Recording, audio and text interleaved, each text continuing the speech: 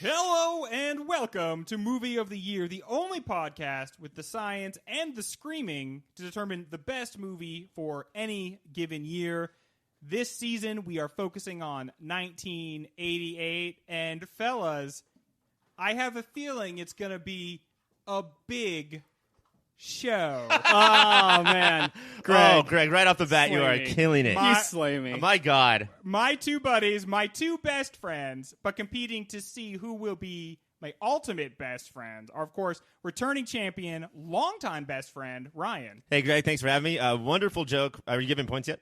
Yeah, you know what? Wonderful joke right off the bat. There's I really one for loved Ryan. Oh, good. There's one for Ryan right off the bat. And also, of course, challenger, sometimes almost winner, Yeah. Taylor. Here's the thing. I've never won. No. And I feel like I've done very poorly. So I think this week my strategy is I'm just not going to try really hard. I'm gonna just phone it in? Just going to phone it in. That's Oh, worth there a you point. go. That's one right there. There we go. I'm See? loving that attitude. Yeah, all you're saying is I'm going to do pop filter shows the pop filter way. So, Yeah. I noticed. Exactly. I noticed you dressed a little casually for the show. My knees are fucking out. Yeah, okay. They are exposed. So that has nothing to do with trying to show me a little bit of need and maybe get an extra point. I mean, if it gets me a little extra point, I won't complain.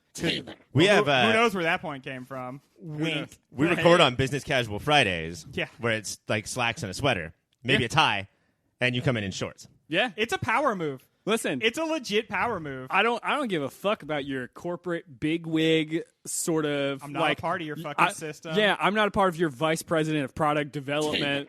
Yeah, and we can all world. tell because you wore jorts and a jean T-shirt. Yep, That's a lot of absolutely. denim going on. It took me a long time to get a place that would sell a jean T-shirt, but you know what? Worth it. You know what? Skadoosh. Guys, tonight we are talking about 1988's Big. That's why I said earlier it's going to be a big show. Oh, I didn't everybody. even get it back Because then. we're actually talking about the show Big. Now, Taylor, you're a little bit of an expert on this because I'm a big boy. you're a big boy. Hey! I did not know that was the thing that we had. Taylor is an avowed big boy. I'm an avowed big boy. So I am Bob's big boy. I think you're going to have a great show. And look, it's happening already. Do you guys have a history with this movie? Was Big a big part of your childhood? Big childhood. It was. I watched this a lot. I don't know if I've addressed this on this show before, but I went to daycare until I was 11 or 12 years old. Oh, wow. So, yeah. So I was around a lot of... I'm not comfortable with that. That's a weird one. You know what? But I don't like that a bit. I wasn't either. My Were parents... the other kids still 5 and 6? I mean, there was a range of ages, but yeah, I was I started to become the oldest person, and my mom was like, you could probably just go straight home after school from now on. And I was like, thanks. I've been wanting to do that for a long time. But daycare did not break you from the breastfeeding. That still went on 2 or 3 more years after that. Yeah, I think until I was 27. 27, yeah. Yeah. Pretty standard. Jimi Hendrix age. Yeah. Yep. Jimi Hendrix, little known fact, breastfed until his death, and that's actually what killed him. But yeah, doing that, I watched a lot of movies just that were kids, watch this. Yeah. It'll be fine. And so I watched Big a lot. So they would just put that up, Yeah, they just chunk up. including the part where he touches her boob. I think we had an edited version because I think okay. that It was just that scene over and over yeah. again. Or we might not have ever made That was a big part of the movie for me when I was a kid.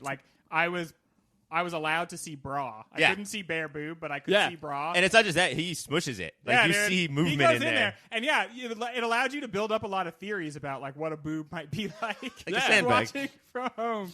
It's like when scientists are trying to figure out what sort of quarks and subatomic particles there are. Bombarded It's with shit. it's we can't directly see it, but we can see stuff that's around it. Big is definitely one of those movies that we'll probably never have again because Yeah. of all the ways to watch movies. Big, everyone had their VHS copy of Big. Every household, and it was kind of like that Princess Bride, even maybe more so than the Princess Bride. We had a all backup ages, copy. yeah. Just in case. Anybody can watch this movie if it's if family's over, it's totally fine. And then the basic cable.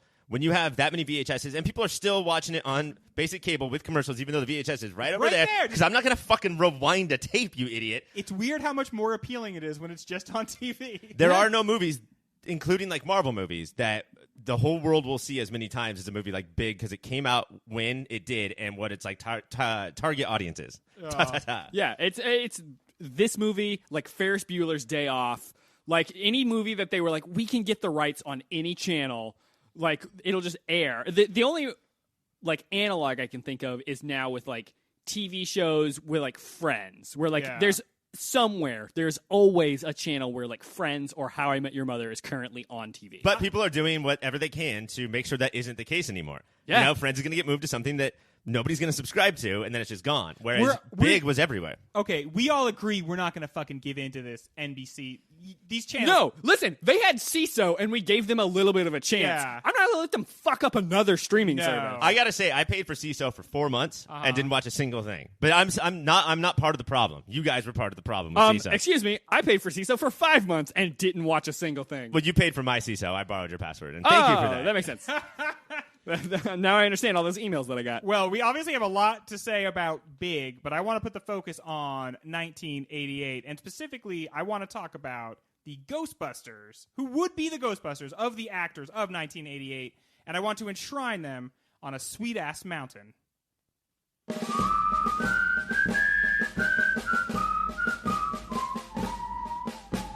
Mount Rushmore! Until just this weekend, Mount Rushmore was a mountain that had all 4 of the presidents that we've had so far in the United States enshrined, but they fell off, and so now we have to replace them, and they've asked us who should replace them, and so we are going to replace them with the 1988 Ghostbusters. Now, we have done this multiple times, and I am proud to announce I finally understand what this is and what it means. The Ghostbusters of 1988 are the 4 biggest comedy acts, like the 4 biggest comedy actors from 1988. If you were going to put them in a Ghostbusters because of their like pull and their like comedy chops. Yeah, we want it to be funny. We want it to be because it's an action comedy, so we need both those things, and then also it has to make as much money as possible. So I think that like The Rock is probably the perfect all-time thing. Yeah, both action and comedy, and puts butts in seats. Unfortunately, in 1988, he only looked like a 40-year-old gentleman, so he's not eligible for this. I think 88 is maybe like that fanny pack version of The Rock. Yes, that's what I'm talking about. Okay, with yeah. the gold necklace. Listen, He's like 16 years old. Put that man in every single Seriously, movie. he had a strong energy, and I can feel myself responding to it even now as I just reflect on the picture. Can you imagine being a teacher and having that guy as your student and Yeah. trying not to fuck the shit out of him? Yeah, that must have dude. been so hard. It's crazy that there's like that guy and also breakdancing Vin Diesel at like the same time. Little did they know they'd one day hate each other. I did have a friend, no one who I have spoken to for like 15 years, who taught high school, and one of the first things she said to me was like, these dudes on the football team, they look like men. And that's as much as she said about it, but I've always kind of been freaked out by that comment. And I'm like, everyone's got like half an eye on the news. Just like, am I going to hear about it?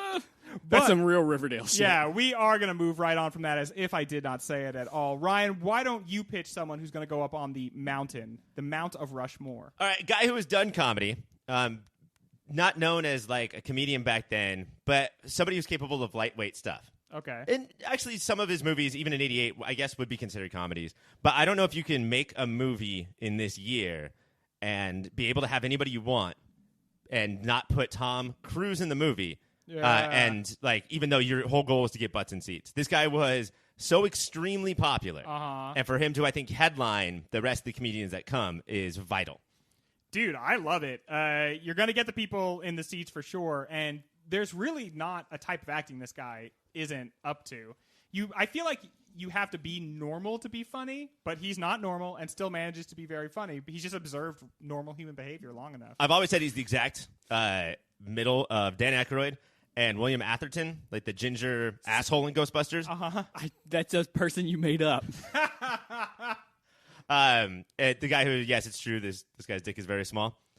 He comes over to like bust the Ghostbusters because they're there to bust ghosts, but he comes over to bust the Ghostbusters. Anyway, Tom Cruise. I'm just going to give you a point. Thanks. Yeah, Tom. I haven't seen Ghostbusters in years. We're putting Tom Cruise up on the mountain. Hey, bud, do yourself a favor. See Ghostbusters. I will not. Oh, That's he's gonna the be- reporter from Die Hard who gets punched in the face by the Oh, Muppet yeah. Man. That's William Atherton. I mean, why didn't you start with that? Remember one? Yeah, that guy was just put in movies like to be punched and to be hated. and to scowl. The adult Billy Zabka. I like to think that's the role that I would play if I ever got into show business. All right, Taylor, we need somebody else on this mountain. We must have somebody else on this mountain. Then I'm going to throw in someone who I think is very relevant to today's episode. Okay. Mr. Tom Hanks. He's a man who's done lots of comedies. He got Yeah. Turner and Hooch, I Yeah. believe, at this point. He was on Bosom Buzzies? Buzzies? Bosom Buzzies. Bosom Buzzies. About the girl bees. Yeah. A show that I'm sure is not problematic. No, absolutely. I'm sure we can I'm watch sure it now. that and be, is. wow, what an enlightened take on all of this. Seems like it comes right out of 2019. But I feel like this was a point where everyone's like, yeah, we want to laugh with Tom Hanks and also want to fuck Tom Hanks. We have a Tom on the mountain, though. Yeah. Is that going to confuse people? Right. No, well, this is the Tom Busters, right? Ryan, have the Toms ever been in a movie together? I don't think so. We have never put our two national treasures. The Tom Toms. Do you think it's because people would be like so confused? Yeah. Which one is this? Well, I'm putting them up on the mountain, and I'm excited about this idea that we're putting the Tom. You would think they would do it just for a larf, just to have a good time. Famous Toms. Ryan, who else is going to be with our Toms? How about this, Greg? How about instead of just these like actors that are serious but capable of lightweight stuff, how about we put an actual comedian on there? Let's make Eddie Murphy a fucking Ghostbuster. That makes sense. That's a Man, good one. 88, Eddie Murphy, just like ascendant, had completely taken control. This of, was like the top of his game, yeah, right? like both a stand-up comedy and like being a comedic lead in movies. So charismatic, so effective, so handsome, so good at both of those things. Although, honestly, fellas, talking about problematic, Yes. do you guys remember some of the Oh, jokes man. from Ross? Do not sure go back do. and watch the stand-up specials. Sure No. do. I knew a girl in high school who said that her favorite thing ever was Eddie Murphy's Raw. So I went out and rented it, and I was like 14. And by the time I was done with that, I had a lot of questions about this girl and a huge crush on her because I was just like, dang, Because she's a homophobe. you like that? That's weird. Why would you watch that and like somebody who liked it? Anyway, I am putting him up on the mountain. We don't condone the homophobia. We do condone that entirely red leather suit, Okay, though. listen, the suit is 100% on point. Yeah. And so for everybody's in the brown Ghostbuster getup, except for his is a red leather. He's going to be wearing Ghostbuster the red. 100%. The red leather Yeah, apparatus. with that collar. All right, hang on. Right. I had not given you your point, Appreciate it. and that's wrong. Taylor, there's only one spot left, Okay. so you got to bring some major heat. Then I'm just going to bring in the hottest of the hot. We've got a bunch of attractive dudes on here. We do. Fuck that. I want someone with a real funny voice and who I think is really famous at this point. Gilbert Gottfried. Listen, I don't think he had yet been in Aladdin, but he's pretty close. And everyone's like, we love that fucking parrot. We love him because he's pretty close to being in Aladdin. Yeah, pretty Yeah. soon. This guy. We love him because he's got a voice that makes me want to claw my ears out. Yeah. And it's really funny at this point in time to put people in movies who are really annoying. And he squints a lot. Don't I have 5 positions here? Yes. So he could be like this should be in the Rick Moranis position. Yeah, so I'm gonna say that I called that he's gonna be the Rick Moranis I'm gonna put him in the position. Moranis maybe pile. A pile specifically for Moranis characters. Ryan, Yes. can you do better than Gilbert Gottfried? I think I can. I want to keep in mind, so far, this mountain can work at almost any time. Yeah. Like Tom, and Eddie, that's a good mountain. I want to make this really 88. I want to think of somebody who could open a movie for no fucking reason just because it was 1988. Tom Cruise, Tom Hanks, Eddie Murphy, Paul Hogan is the fish out of water on the Ghostbusters. Okay? We have our first crocodile Ghostbuster, and the 4 of them are rocking ass in New York. This almost gives us a Hemsworth from Exactly, from the real Lady Ghostbusters, Ghostbusters. as I Yeah. call it. well, the real Ghostbuster. The real Ghostbusters. I'm putting that up on the maybe, but that is a strong very maybe. Taylor, can you do better than having an Australian member of the team? I don't know that I can, and also we're running real low on my list of candidates Yes. because again, was not alive in 1988. I think George Carlin was alive in 1988, and he was a comedian, and everyone loved him. I do believe by 88 he had been born. So I think we should put that guy with like his weird, like angry beard. He's just smoking a lot while he's busting ghosts, and everyone's like, "What's up with your angry friend? We've got a bunch of attractive guys. Who's this guy who's just screaming at Bringing people?" a little bit of edge to it. Yeah, and everyone's like, I don't know. He came along one day, and the ghosts are very terrified of him. Well, We I'm gonna- bring him along for the scare factor. I'm going to put him on the maybe pile. Ryan, you have one more person here, and then I'm going to put the final 2 guys up on the mountain. Okay, then I'm going to throw out my Rick Moranis. Yes, that's a good idea. 1988. Putting butts in seats. We want all of the butts in the seats. Yeah. Okay, so what I would like to do, and if this is a cheat, I understand. I'll pick one, but the 2 Corys should be the Rick Moranis. They're the What? Is there going to be a single collection of people that Ryan does not try to put the 2 Corys as one unit on? and this is not a entire 1988 thing. I did this for 2004. But having them be like the new kids, like maybe they're college interns that want to be Ghostbusters, and the whole movie is clearly thinking that they'll take over the franchise one day. I'm going to put them in the Moranis maybe pile, and I'm going to say this: with 2 Toms, I think you're on thin ice. You know, I don't think you Tom, can, Corey. Yeah, I don't think you can do that. Isn't Tom Corey the name of a poem? I don't even know. I have no Here's idea. what I'm going to do. Your Rick Moranis is definitely going to be Gilbert Gottfried. Of course. That's just he's can't- Mr. Rick Moranis. you can't argue with that. And then the last of the actual Ghostbusters will be Paul Hogan.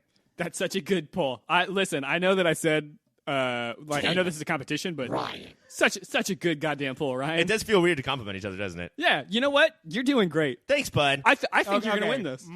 No. Greg, you're doing great. You gotta keep talking to Greg if you want. I can't give you points, Taylor. Talk to him. Hey, Greg, what's going on, buddy? I just, You know what? You deserve those points. just eyes right here, guys. You deserve those points. And that emotional outburst is brought to you by Hey,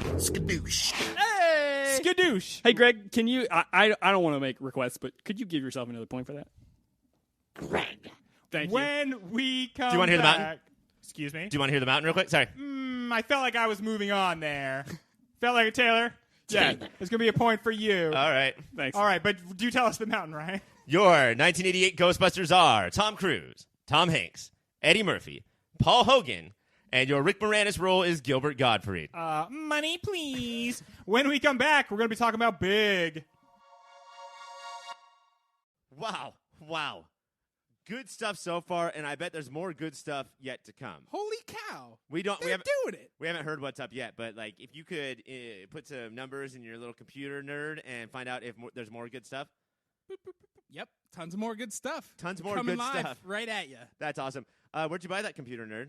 Computernerds.com. Thank you. We're in the commercial portion now, by the way, Mike. Oh, I got that Yeah. from I got that from yourpopfilter.com/Amazon. It's where I buy all my things now, Including bookmarks? including bookmarks. Speaking of bookmark it.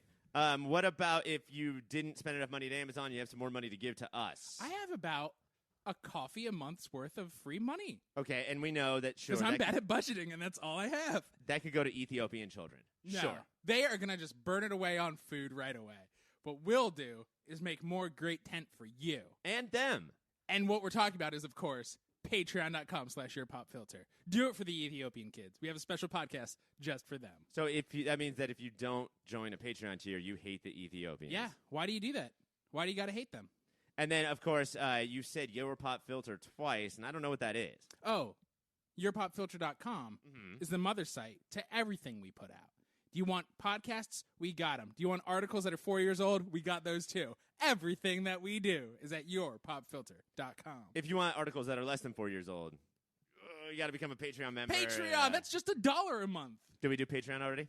We could do it again. We'd explain more than pseudo-racist things. Okay, let's then skip that one. Let's just do Amazon again. Just kidding, we already did it. Bye!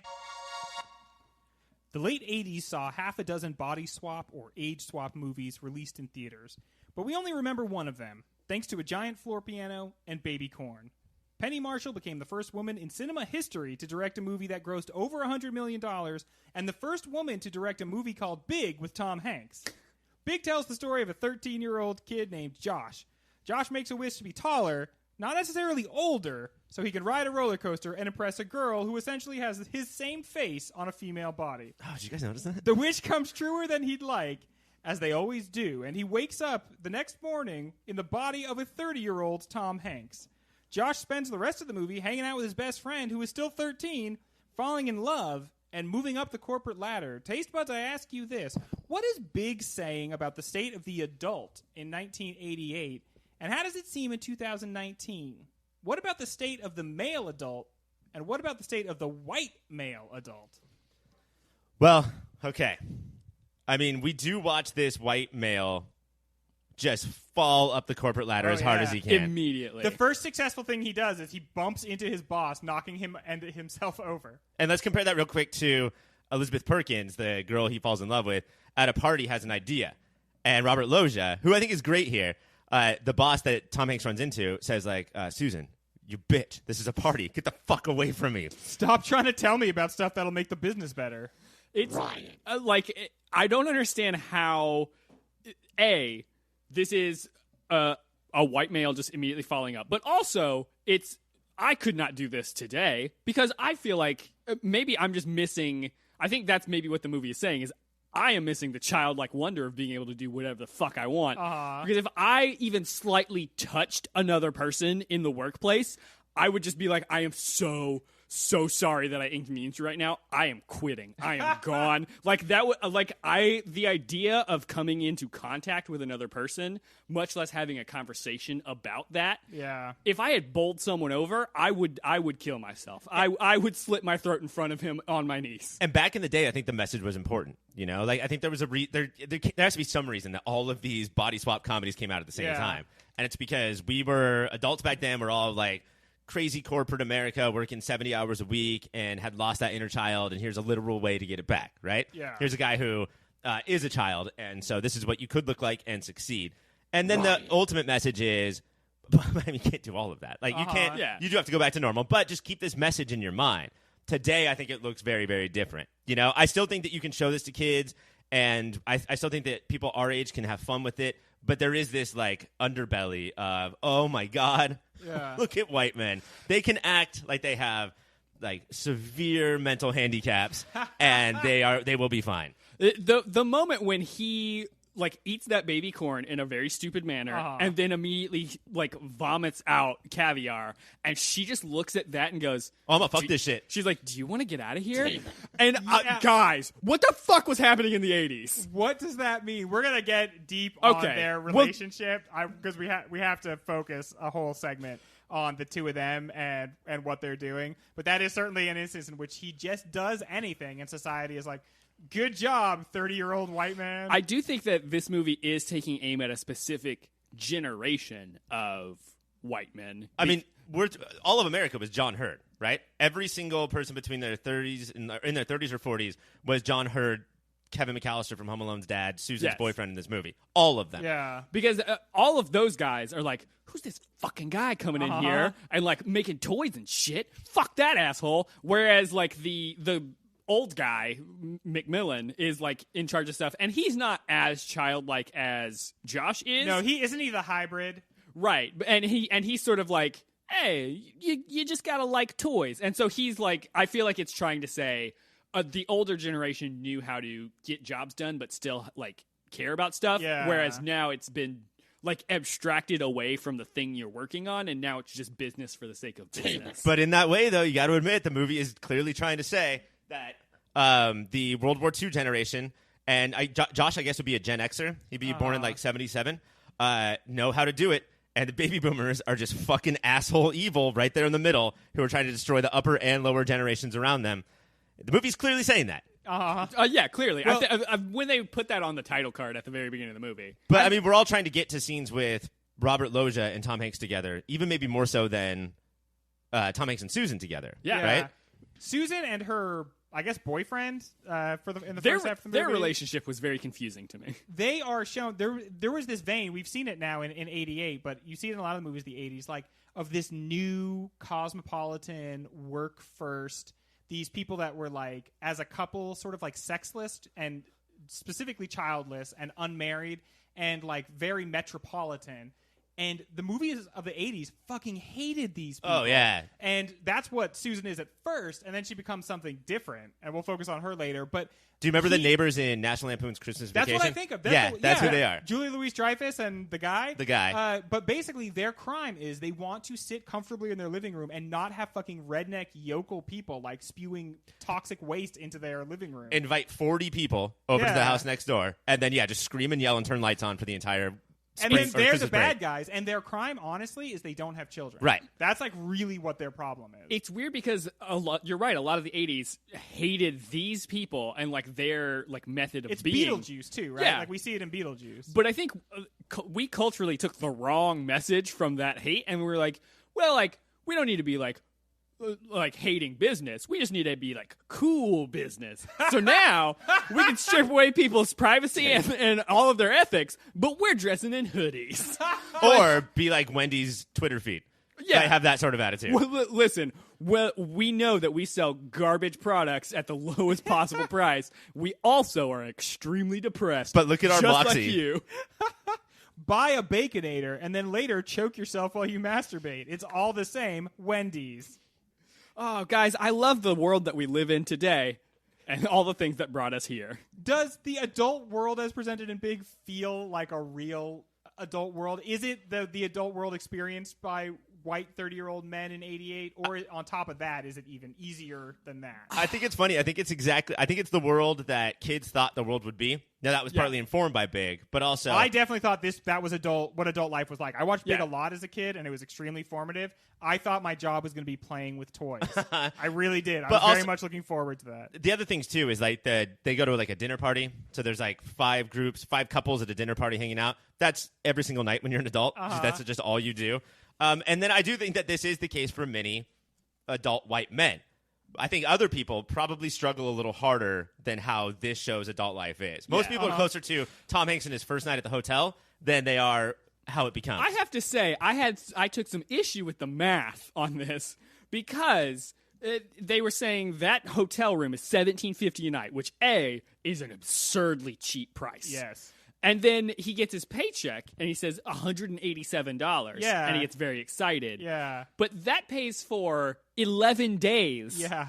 in that hotel. And if he's being paid bi-weekly, guys, there's 3 days unaccounted for on that paycheck. But don't worry, because he bought that loft. Yeah, a friend's level loft. That is, I want to know An the entire price tag on that. floor of a building, or like a quadrant of a floor of a building. He had like 1 week's of salary at the VP position. He's like, yeah, I can buy this. Yeah, I'm just going to buy it straight up. But I'm the- not even going to negotiate. I'll just take it. The apartment is a big thing, too, because growing up, getting like older than Josh as I watched the movie, and then growing up past some of the stuff he did, there was still stuff in the movie where I was like, oh, but even though I'm almost an adult now, when I do make it rich, my apartment will look just like this. It'll have a Coke machine. Nope, it never will. There was obviously a scene in which the realtor was like, and then do you want to design a floor plan and we'll put some walls in here? And because he's a kid, he's just like, nope, no walls. Open space. It's just It leaves more room for activities. open concept. I'm going to ride my bike in here. Here's the thing, though. If I today got that loft, I think I might do the same thing. Just leave it all open like that? Yeah, and I think, you know what? I would probably have more adult things. I would have a trampoline in there. Oh, yeah, dude. That's a good life. I want to bounce on that trampoline. He's living that trampoline life. Well, thank you very much, guys. When we come back, we are going to do just a couple segments just for our Patreon listeners. Listen, they paid, they get the extra segments. It's just that. This is for the VPs. If you're still entry-level data Yeah, dude. entry, then you're probably not going to afford to hear this. You are being checked at the door here, and your punishment is less show. You get still more. There's going to be more show after this, but you're going to be missing a little bit, and you're always going to wonder, like, what was it? What kind of funny stuff did they say?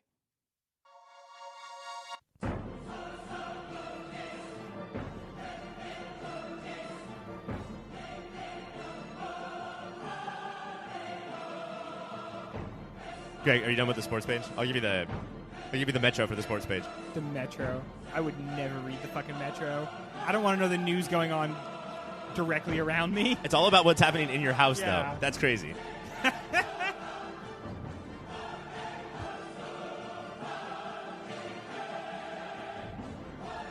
Just the halfway point. When did this tram get ads on it?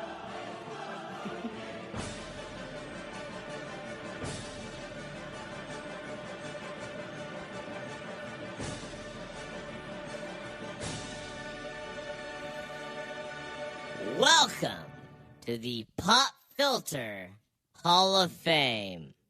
That kicks so hard at the end. The big symbols and then the welcome to the Pop Filter Hall of Fame. Why does that little guy run in, say that, and run out?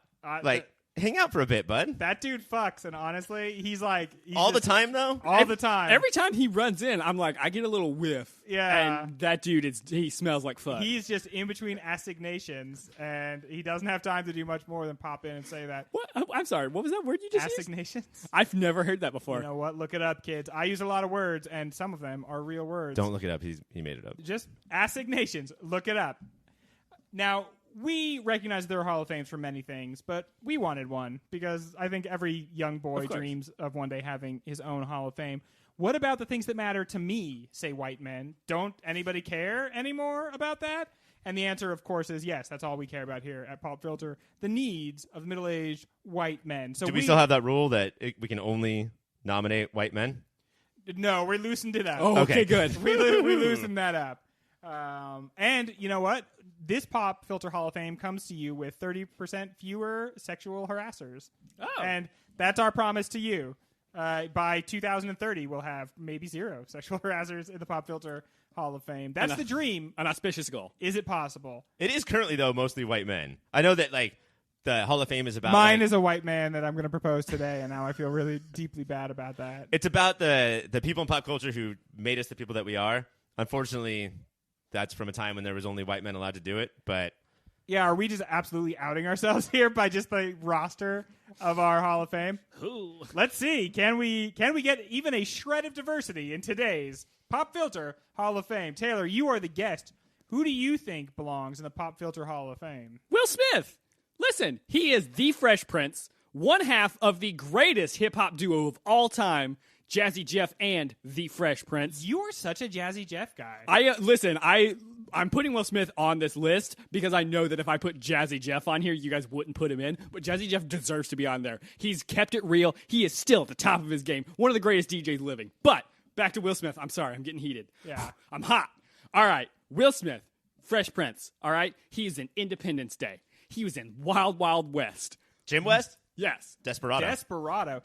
Are you excited in Black. about that movie where he's going to be like fighting his clone? Oh, you know you what? love Will Smith, I but then do he's love- also fighting Will Smith. Will Listen. Smith and Will Smith? Listen. Record scratch. I'm a huge Enemy of the State fan. Wow. So I will watch any Will Smith movie. Like, What about Hitch? Yes, I own Hitch on DVD to this day. It is in my apartment right now. When Kevin James is doing the Q-tip, classic. When Will Smith gets his face all blown up and he has to go get Dramamine and he's singing Earth, Wind, and Fire, yeah, I fucking love Hitch. What about that movie where, like, his family hires people to, like, get his depression out of his system? They act like... Yes, I know exactly what you're talking What the about. fuck? It had some generic name, It's right? like he's writing letters to like death and Yeah. time and stuff, and then like Helen Mirren is death. But then, spoiler alert for that movie: at the end of the movie, you find out that they actually are death and What? time and bullshit. He Guys- wasn't crazy the whole guys, time? It's the fucking craziest movie I've ever seen. You How- have to go watch that How movie. does the relationship work? Death It's death. Is and time is the sister. Yeah, death is the mother, and time is her sleep is the sister of death. Okay. And Guys, what we a got fuck- so what a clo- fucking family picture. What a fucking family. All right, so We got so close to recording the podcast without you guys bringing that up. I'm so glad that got mentioned just there. I see it come from a mile away, and I'm there to bring it up. All right, so Will Smith, part of the famous Willennium. Ryan, who do you think should be in the Pop Filter Hall of Fame? Well, when I think about the Pop Filter Hall of Fame and Pop Filter in general, I think about togetherness. I think about tightness. I think about family. Let me tell you who my family is. My family's Taylor. Oh. My family's Greg. Hey, whoa, nice. My family's the late, great Mike.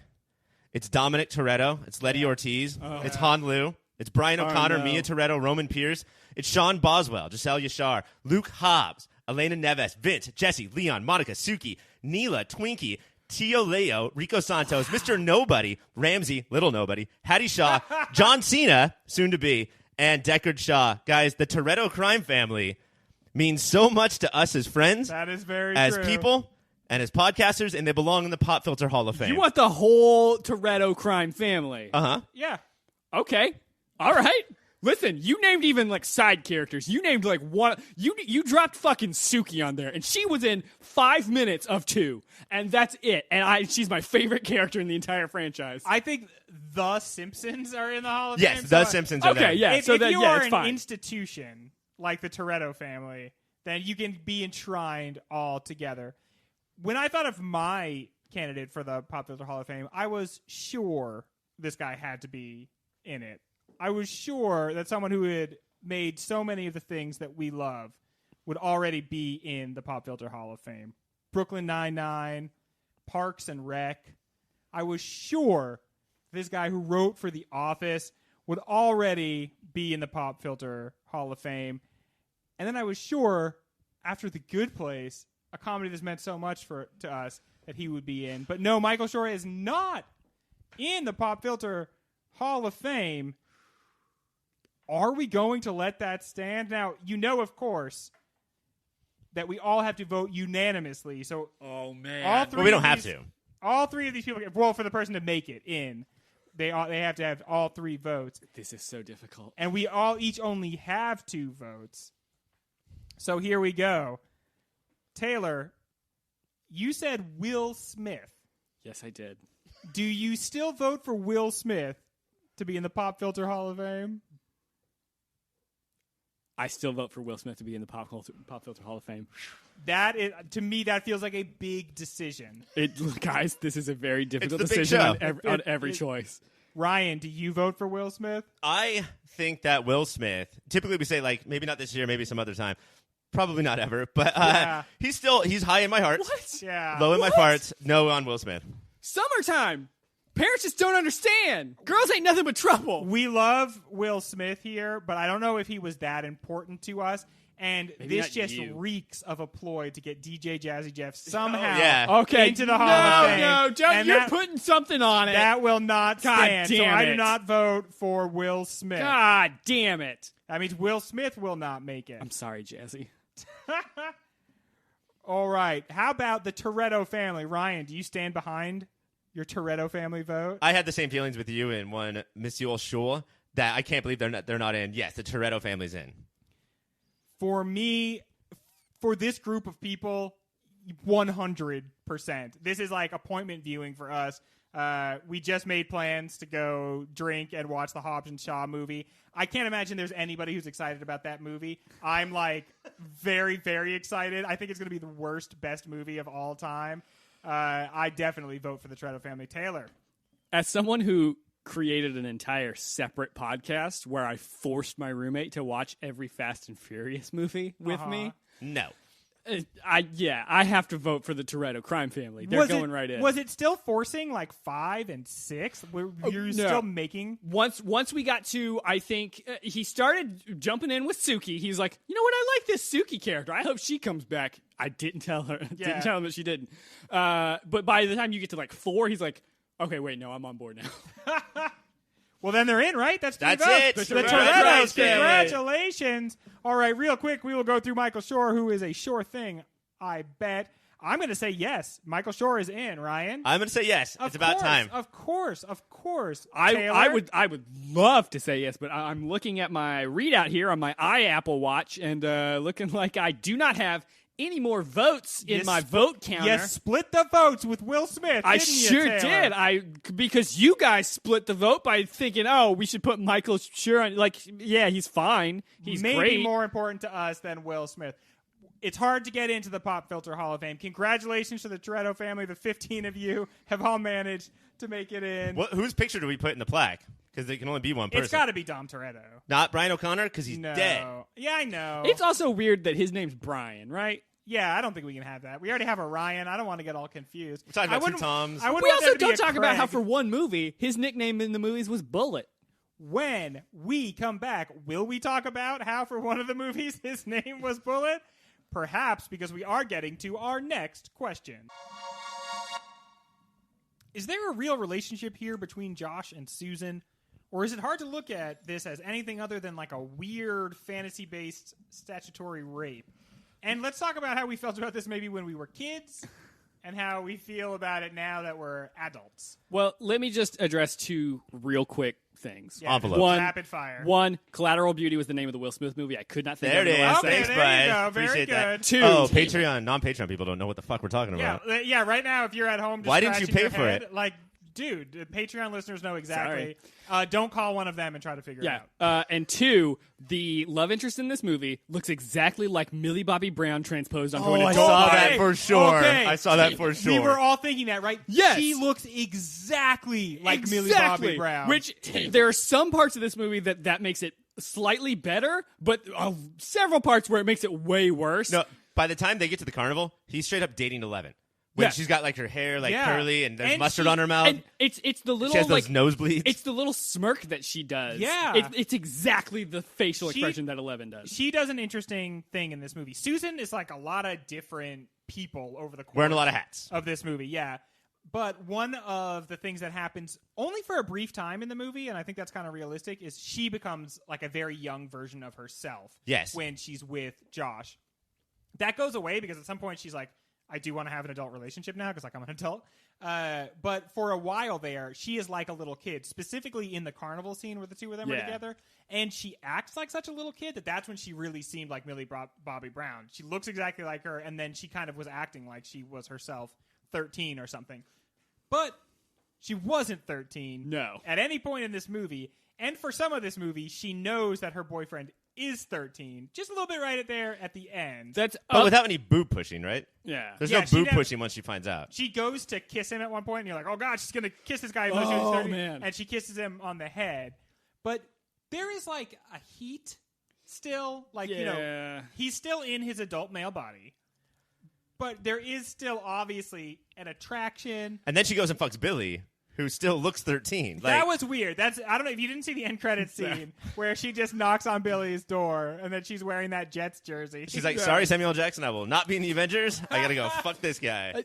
I was on board. I was like, okay, you can very easily, if you like, just cut out the little bit of that scene with the boob pushing. Yeah. This is actually not a bad film, and it totally holds up. And then right at the end there, we get that little bit, and the moment where I was like, nope, unsalvageable, is when she was like, maybe you should keep my number. I was like, no, Yeah. nope, that's called grooming, and that's not okay. Okay, because when she says that, it's kind of cute. Are they going to end up together? No, I don't No, think so. absolutely not. Even This though is that going to one be a guy- moment in time for both of them. Right. Yes. And I think that it's important, her decision, too. Like, she sort of knows that magic exists in this world and that there's a machine that will She create comes to wishes. that realization real quick, Yeah. by the way. and But then isn't that the most boring part of any movie where you can't Oh, get yeah, people no, Yeah, to it's agree? I did not mean that as a slight. Because the movie do did, that I think, more. a couple of effective things. One, the mom never believes it, so he can't convince her. Okay, good. You just move on. There's a which brief makes it scene. way more horrifying. Yeah. but- Oh, yeah. The Shimmy Shimmy Cocoa Pop with the friend, that's a very effective way to convince somebody that you are who you Yes. say you are. And then you just have the girlfriend accept it relatively quickly. Right? You don't need like 15 minutes of people being like, but what? Huh? But one of the most important parts is when she has this option in front of her and she says, no, I already lived that. I can't go back and do that again. You know, and it sort of, it brings all this balance into the movie. The whole point is supposed to be, you're supposed to be an adult and a kid at the same time. Uh-huh. And when she says that, she's like, this time with Josh was great, but I can't go back and do that again. Should she be more grossed out?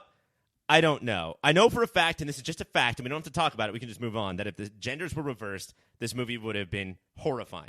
Yeah, Right? because keep in mind, this movie does a very good job of, by not focusing attention on certain things, ignoring what would be like very pressing issues, which is we know based on his reaction afterwards that they do have sex at least one time.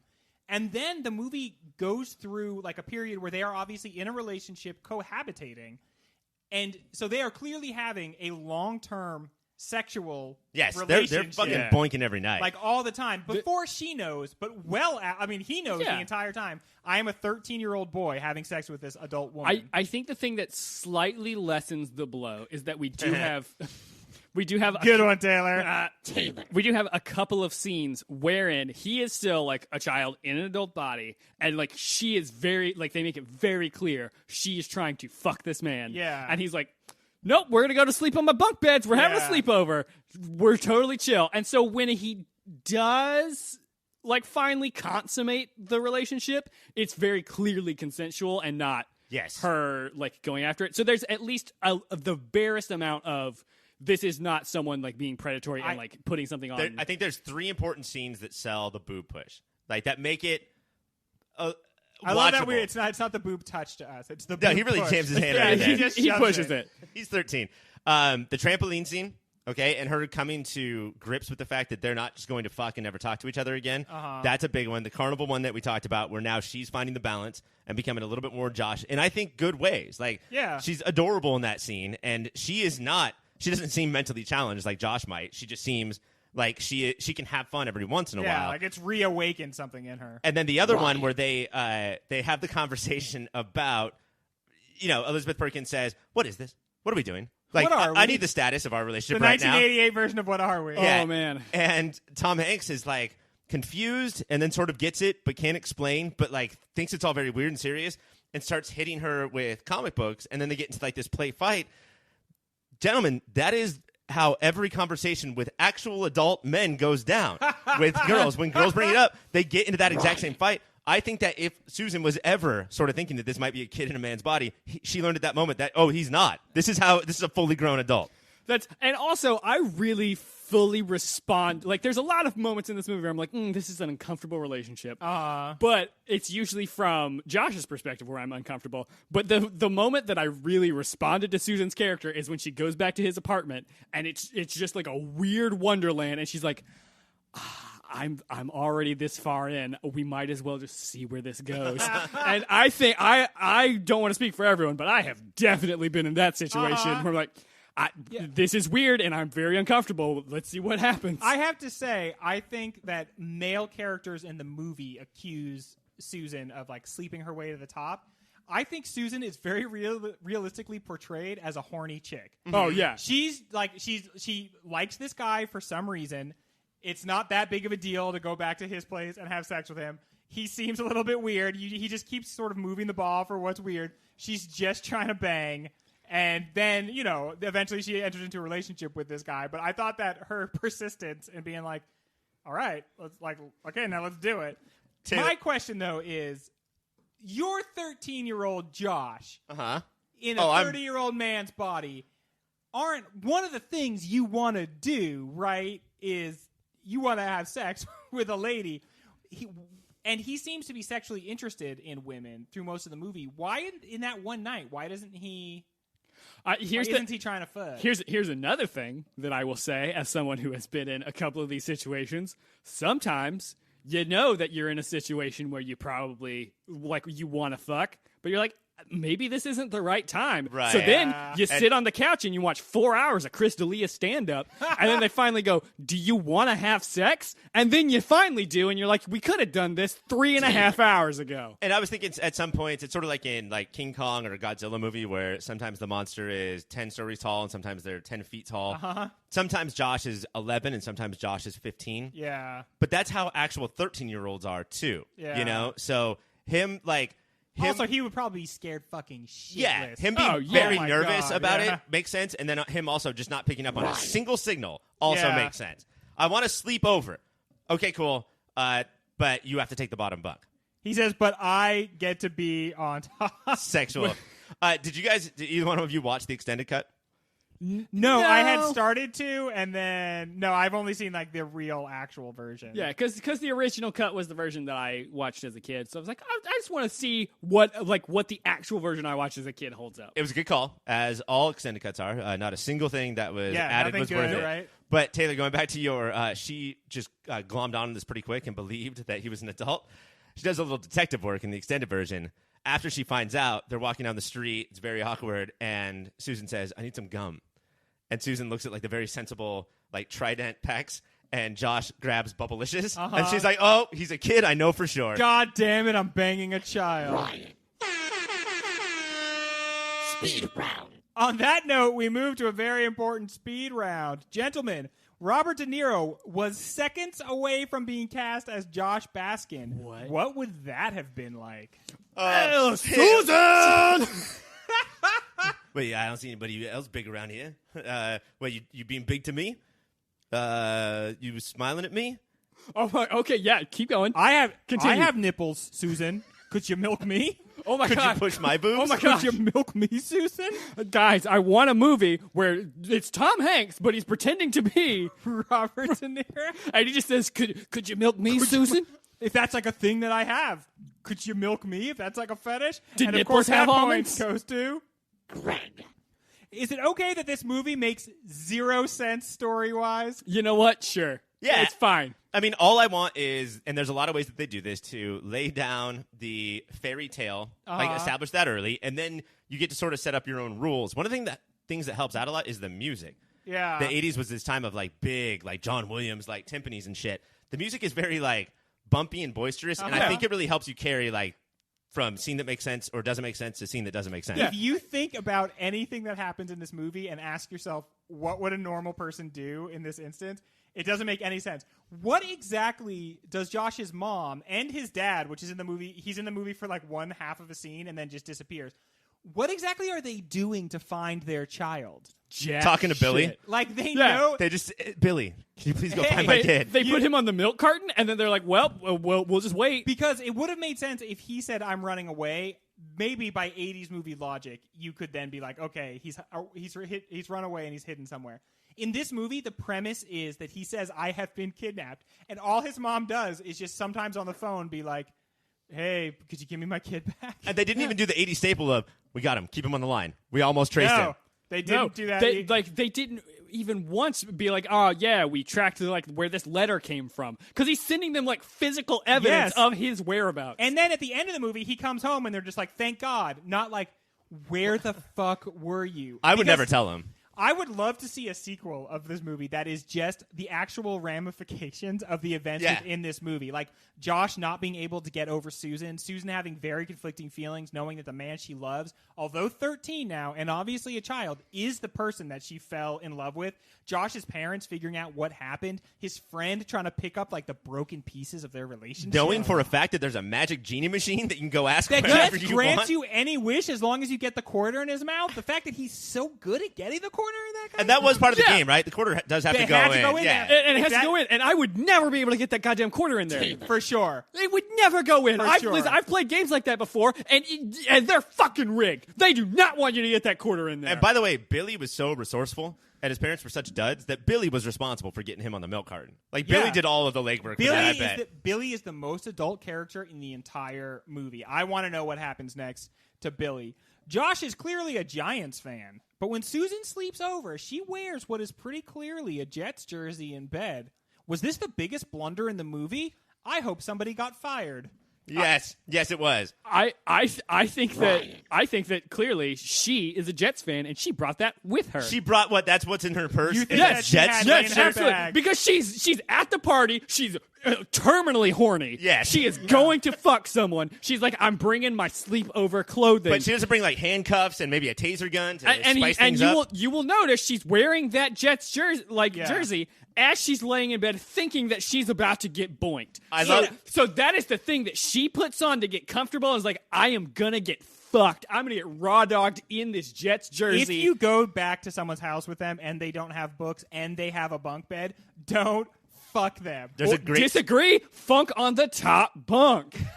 There's a great Susan moment in that scene though, where Josh is in the bathroom and she's under the covers, and then she pulls the covers down to her knees, and then she's like, "Nope, too much, Susan. Like, let's not make it that obvious." Another nope too much moment is when Tom Hanks is shortening trampoline to tramp. Yes, And he goes, I was like, "Tramp?" "Whoa."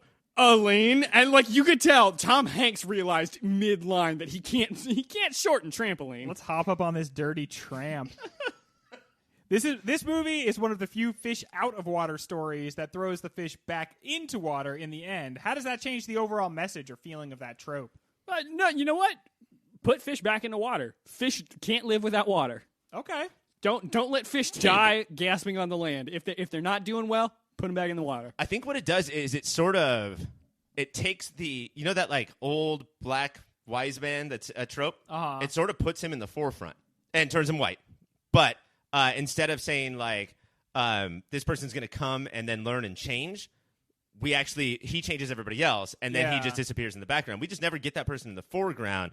He's usually just disappears by the third act, so all the white characters can learn their shit. Because Susan is the one who really arcs in this movie, right? Yeah. She she has a very interesting arc because it's like up and down and all over the place. She's the bad guy, and then she's a slut, or I like our re-envisioning her as just like legit horny. Yes. Like with no judgment. She's just like pure horn. From then- Tramp to Oline, the and Susan then- story.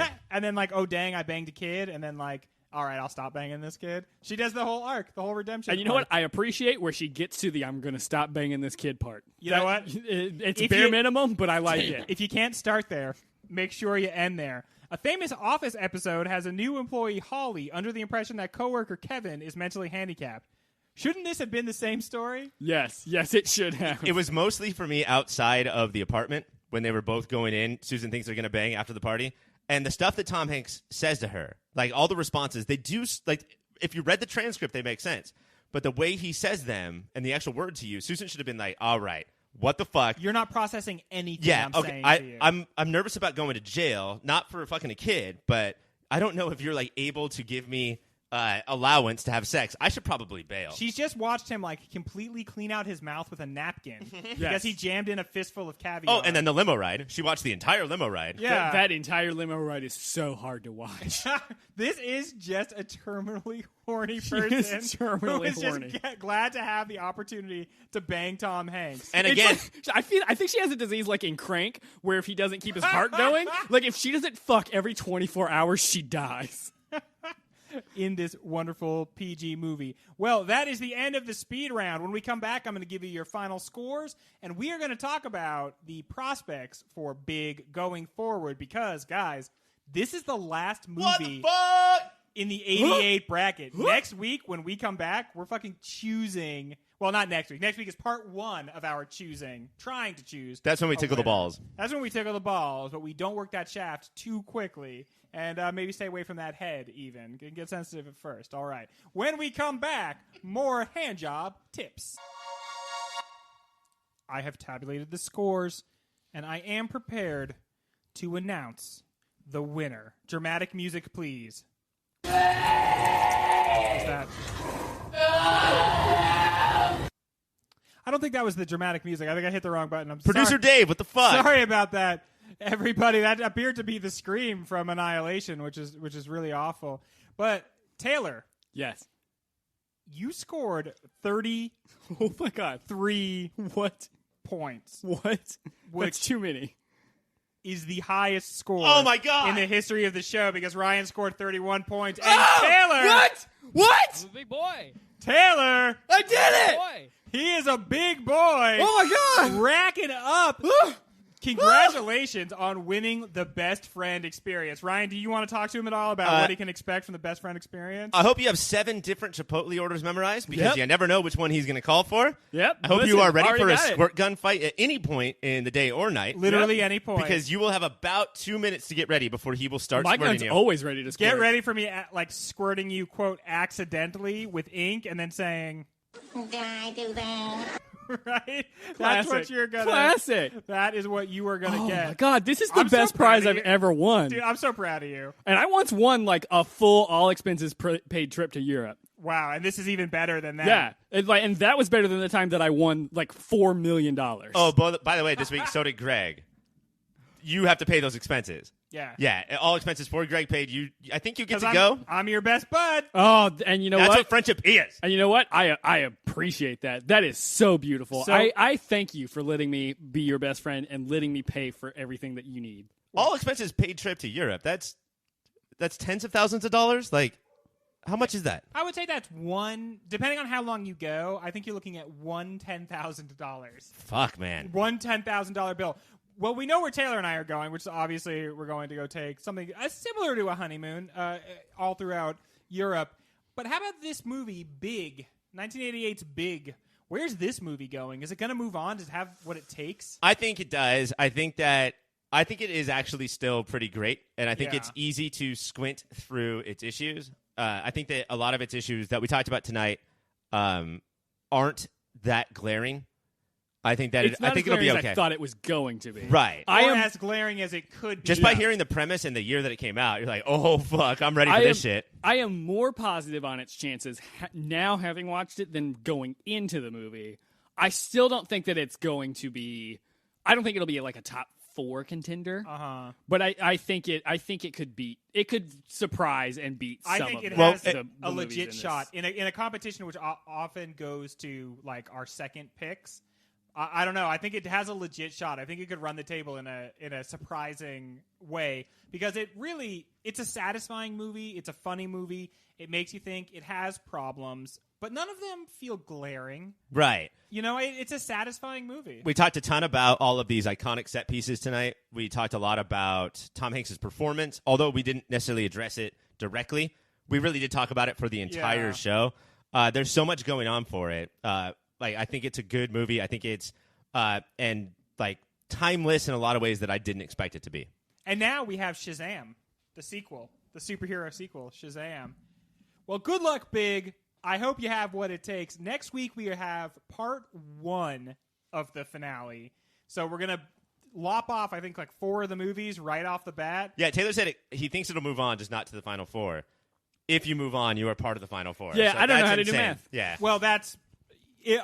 Classic Taylor. Because of the week it is now, Taylor's week as best friend, that's actually correct. That actually makes sense. Oh, fuck. And this is the last movie? Yeah. Yeah. So that this means is like a month of Taylor being your best friend. if you win Yeah. the last show, you are best friend for like 5 weeks, maybe even a little bit more. I played the long game. Yeah, so, Bud, I'm really looking forward to it. It's going to be a great time. I'm really looking forward bitch. to hearing all of you next week, even though I don't hear you, you hear me. That's the way it works. But until then, keep watching them movies.